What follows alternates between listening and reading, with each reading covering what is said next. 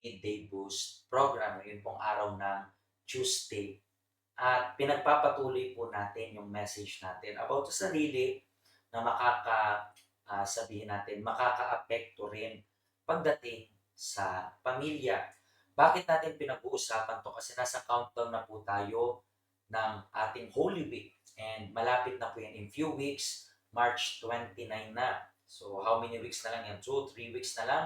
So, and then, maybe, sa huli, meron tayong bigayan ng blessed oil sa Sunday of Revival, yung Sunday of Resurrection. Pero bago yan, syempre, pinaghahandaan natin yung sarili natin para dito sa event nating My Family at the Foot of the Cross. And itong My Family at the Foot of the Cross is meron siyang pinaka main objective, i-surrender yung family natin sa paanan ng krus. Bakit? Kasi katulad ng sinabi dito sa salita ng Panginoon, pero kung ayaw niyong maglingkod sa Panginoon, mamili kayo ngayon sa araw na ito kung sino ang paglilingkuran ninyo. Pero para sa akin at sa pamilya ko, maglilingkod kami sa Panginoon. So, yung pinaka-verse dyan is nakasulat yan na para sa akin at sa pamilya ko, maglilingkod ako kami sa Panginoon. So dito, makikita nyo po na merong order. Una, ikaw muna. And then afterwards, nandyan yung family mo. That's the reason why pinag-uusapan natin ito. Paano nga bang mabuo muli? Kasi po, ang pamilya ay may malaking impact sa kalooban natin. Pag niloko ka, may impact yan sa loob mo.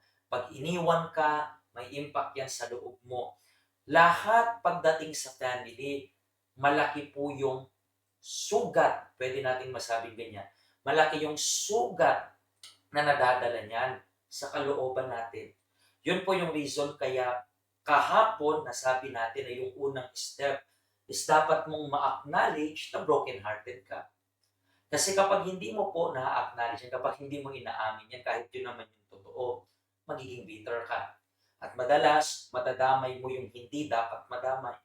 How many times may mga nanay na iniwan ng partner nila, meron silang anak, may mga iba sa kanila pinapalaki sa sama ng loob yung anak. Natingnan niyo po, wala namang kinalaman yung bata doon. Pero bakit nadadama yung bata? Kasi meron kang issue dyan sa loob mo. Dahil sa pangyayari ng panloloko, na-damage yung kalooban. So you have to acknowledge kasi kung hindi, magiging bitter ka. So ngayon, ano naman yung second step kung gusto nyo po na mabuo once again? Ito po yung second step. Pour out your heart. Kanino? Sa Diyos. How many times nagagawa nyo itong pouring out your heart?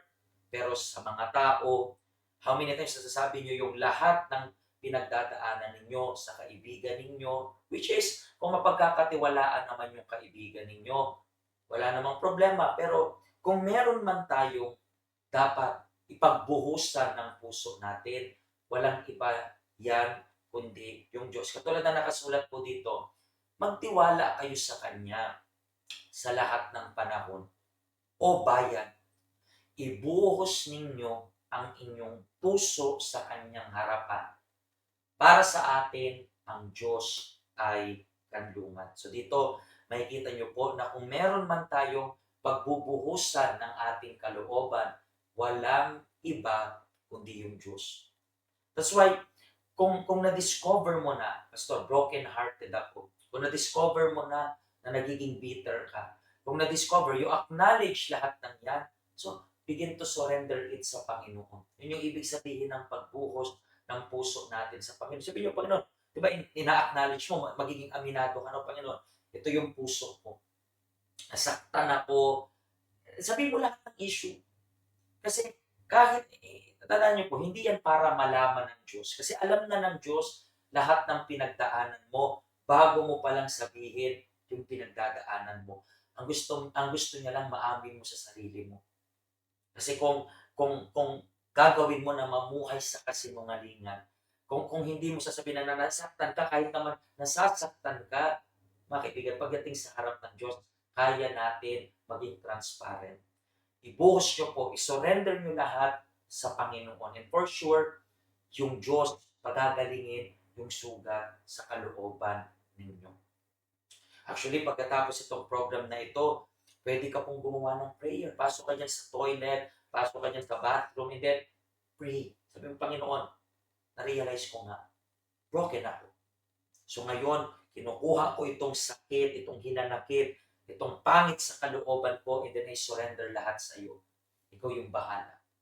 So, diyan po magsisimula yung process ng healing sa kalooban ninyo.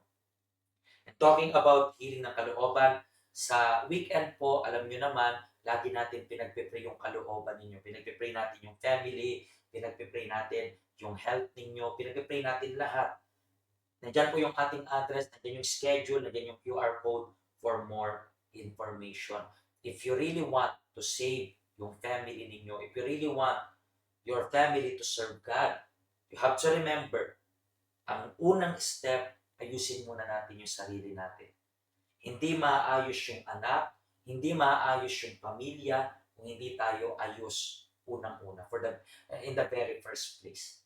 Tandaan mo, unahin mo yung sarili mo, and then the rest to follow na lang. Okay? Kung natulungan po kayo nito, pa-share po. Kung hindi nyo pa napanood yung part 1, nasa YouTube channel natin, UCKG Hong Kong, sa playlist sa Midday Boost. Okay? Pagpalain po kayo ng Diyos. Bukas pala, meron tayong Bible study, so make sure na kayo ay makakapunta sa help center natin. Magdala po kayo ng Biblia. Okay? Yung Bible ninyo, that's essential. Okay? God bless you po. Amen.